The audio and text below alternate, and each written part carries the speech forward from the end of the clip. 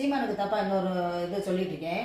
என்ன கேட்டோம்னா, நீங்கள் என்ன சொன்னீங்க? சீமானு டிஎம்கே 5 வருஷம் ஆண்டுச்சு, ஏடிஎம்கே எடப்பாடி ஆட்சி வந்து 5 வருஷம் ஆண்டாங்க. என் கையில் இடத்த கொடுக்கலையா? எனக்கிட்ட ஏன்ட்ட அந்த இதை கொடுங்க, நானும் விளையாண்டா தானே நான் என்ன செய்யலாம்னு உங்களுக்கு தெரியும். நான் பாருங்க, ஆடு மாடை வச்சு வளர்ப்பேன், அந்த மாட்டு சாணத்தையும் ஆட்டு புழுக்கையும் வச்சு உங்களுக்கு கேஸ் தயார் பண்ணுவேங்கிறீங்க. எங்கிட்ட சாக்கடை கழிவுநீர் எப்படி பண்ணுவேன், சமுத்திரத்துலேருந்து என்ன பண்ணுவேன், காற்றுலேருந்து இது ஆகாயத்துலேருந்து காத்தடிப்பேன் அப்படிலாம் சொல்கிறீங்கல்ல. நீங்கள் சொல்கிறது வாஸ்தம் தான், இல்லைன்னே சொல்லலை. ஏன் உங்கள்கிட்ட 125 ஏக்கர் நிலம் இருக்குல்ல, விருதுநகரில் வாங்கி போட்டிருக்கீங்களா?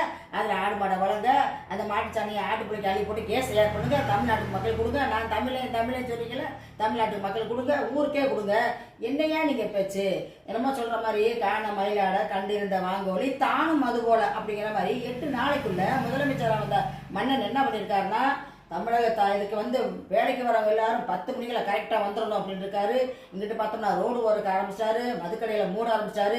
போன ஆட்சியில் அம்மா உணவை தான் அடித்து உடச்சி வச்சுதான் அதை பூரா எல்லாமே சுத்தம் பண்ணி கரெக்டான நல்ல தரமான உணவை கொடுக்கணும்னு சொல்லிட்டாரு. இப்படி ஏகப்பட்ட வேலை பண்ணிட்டு இருக்காருயா. அவருக்கு முன்னாடி நீங்களே என்ன பாடு, ஏன்ட்ட கொடுனா உங்கள்கிட்ட கொடுத்தோம்னா அந்த தமிழ்நாடு எப்படி தெரியுமா?